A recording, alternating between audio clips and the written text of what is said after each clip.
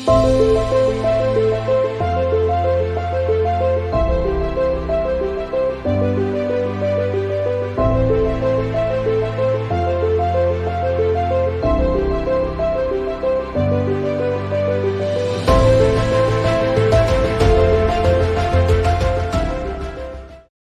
Ibu sekalian yang saya hormati, kita perlu sadari kembali bahwa Nahdlatul Ulama ini sekarang sudah menjadi entitas nasional. Sudah menjadi sesuatu yang skalanya itu nasional. Dulu pada awal-awalnya itu Nahdlatul Ulama itu memang sulit berkembang secara nasional. Kenapa? Karena kebutuhan untuk menjaga kualitas keulamaan dari para anggotanya. Karena anggotanya adalah ulama dan harus ulama beneran. Itu pada tahun-tahun sekitar tahun 26 tahun 30-an itu tidak gampang jadi anggota Nahdlatul Ulama itu. Saya mendengar riwayat dari Kiai Mukhid Muzadi, Allah yarham. Pada waktu itu beliau sudah santri senior di Tebireng, di bawah bimbingan langsung dari Kiai Abdul Karim Hasim. Di Tebireng waktu itu. Sudah alim. Kalau dengan standar kiai sekarang ini ya sudah jauh di atasnya. Toh pada waktu itu beliau belum dianggap berhak menjadi anggota Nahdlatul Ulama. Belum boleh ikut rapat, belum boleh ikut kegiatan-kegiatan resmi Nahdlatul Ulama. Kenapa? Karena kebutuhan untuk menjaga kredibilitas ulama yang menjadi anggota-anggotanya itu. Jadi pada waktu itu, wah ini kalau kiai sekarang daftar ya belum tentu diterima.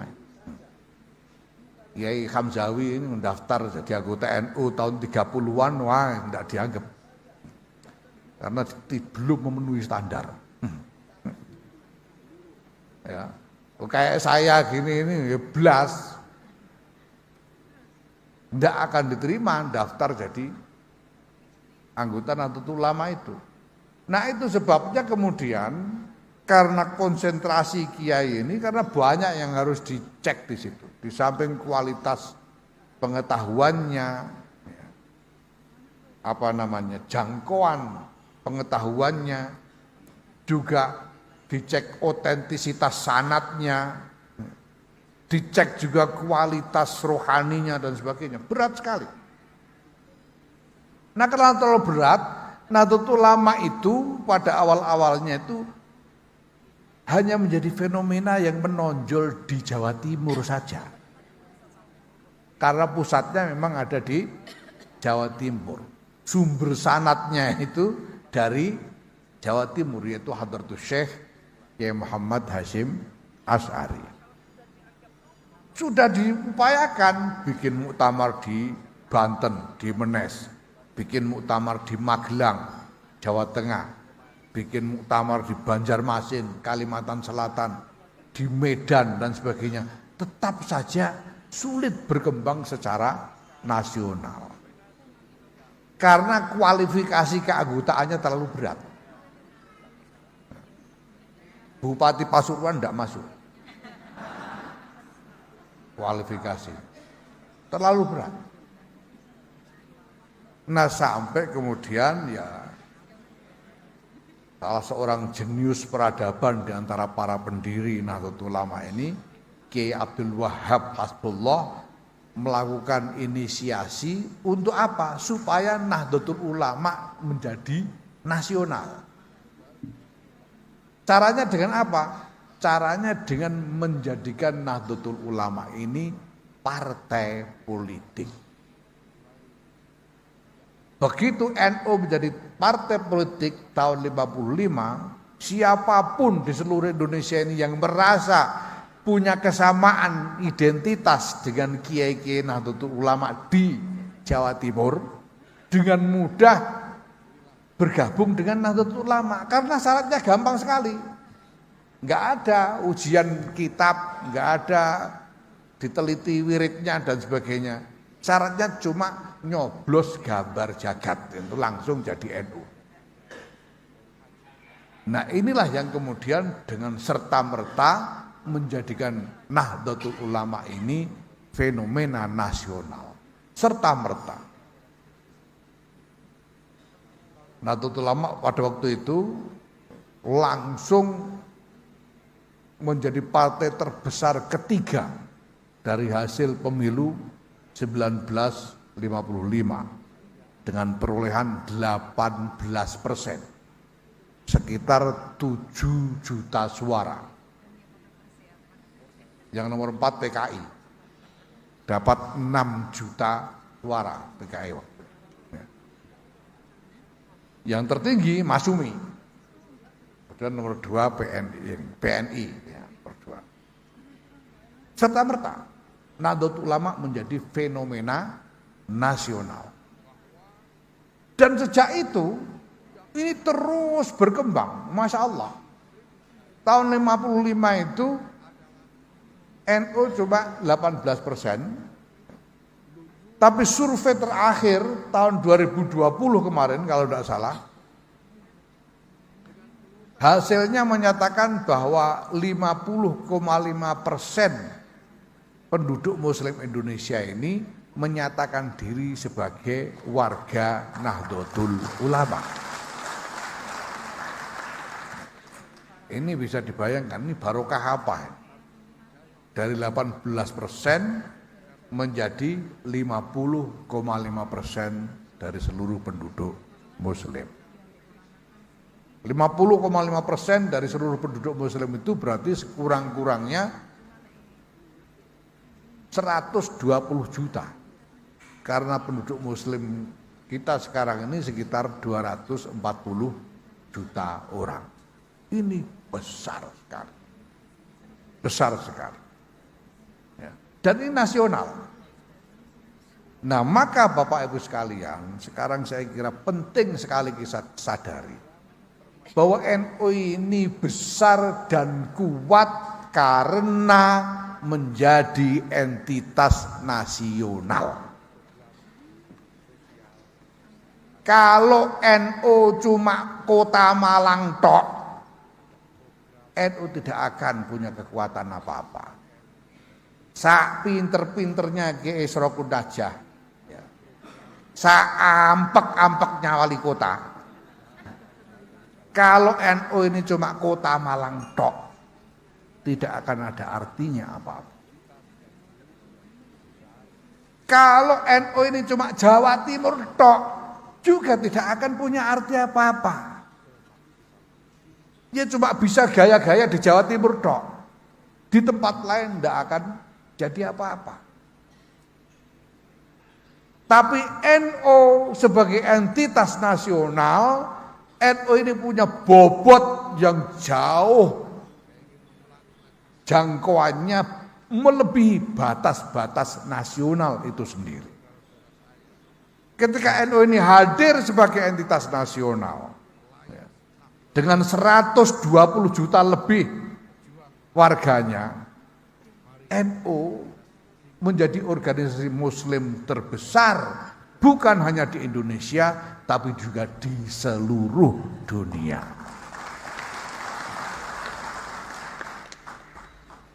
Di seluruh dunia. NU ini kira-kira sudah 4-5 kali lipat dari Saudi Arabia yang cuma sekitar 25-30 juta orang penduduknya.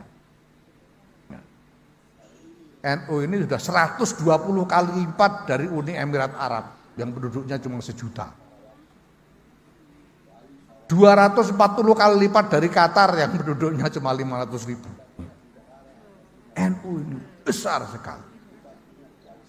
Sehingga ketika belakangan ini ada wacana mengenai kemelut, ada fenomena kemelut dunia Islam yang luar biasa.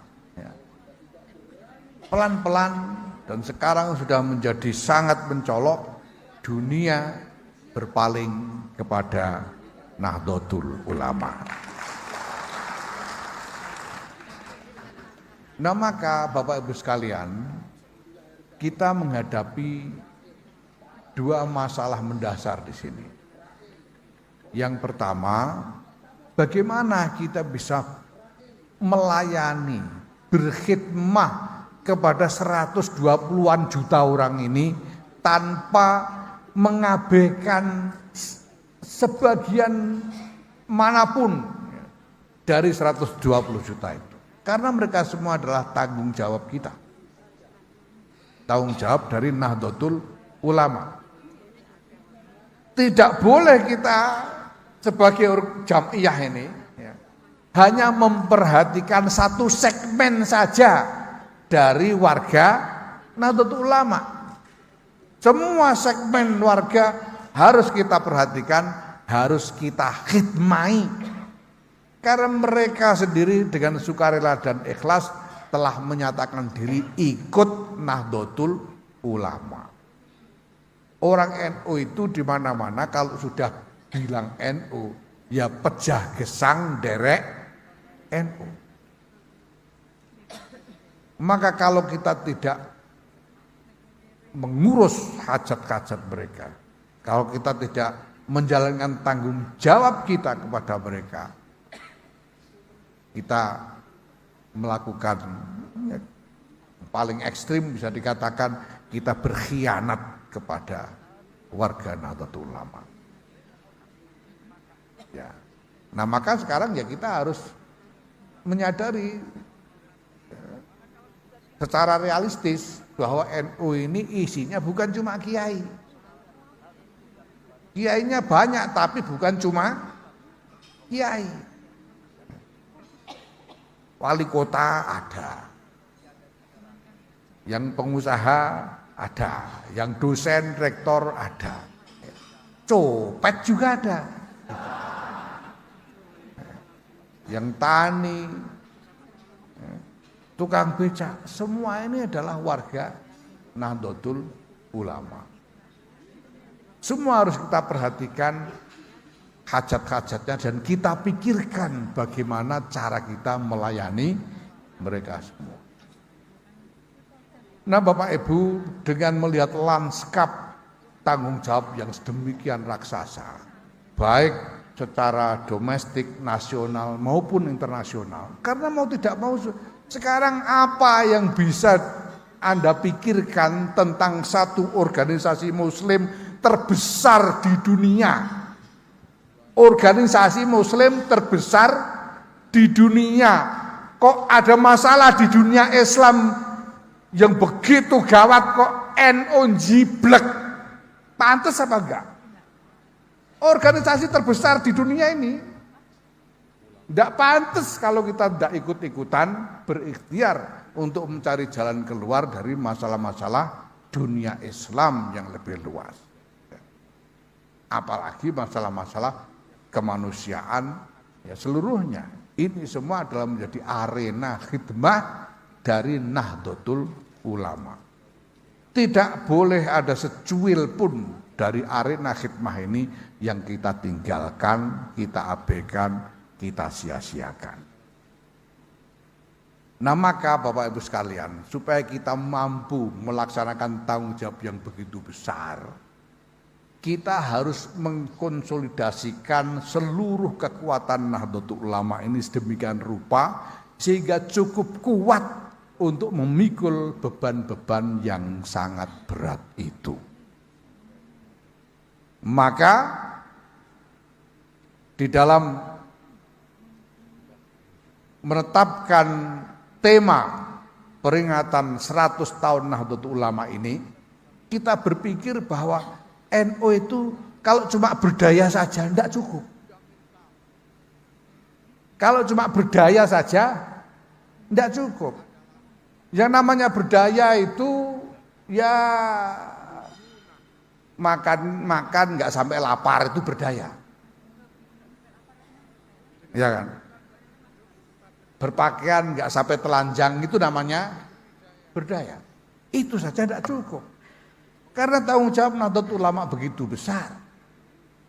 Nahdlatul Ulama dituntut untuk tidak hanya mampu menyukupi hajat dirinya sendiri. Nahdlatul Ulama dituntut untuk memikirkan hajat semua orang. Karena itu berdaya saja tidak cukup. Kita butuh mendikdayakan Nahdlatul Ulama. Kita butuh Nahdlatul Ulama yang tidak hanya berdaya. Kita butuh Nahdlatul Ulama yang dikdaya.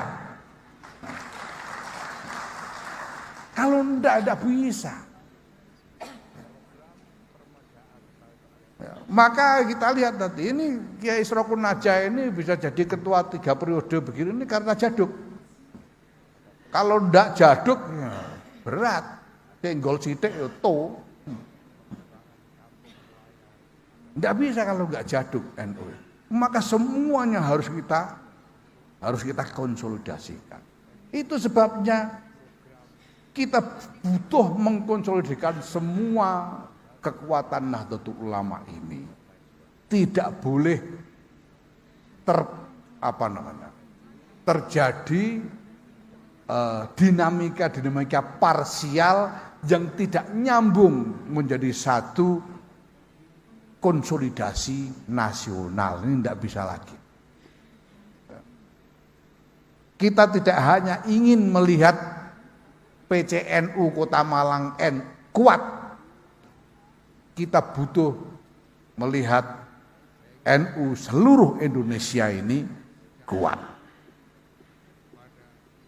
Nah, maka tidak ada cara lain selain bahwa kita harus membangun sistem nasional. Dan semua orang harus berdisiplin dengan sistem itu supaya terjadi konsolidasi.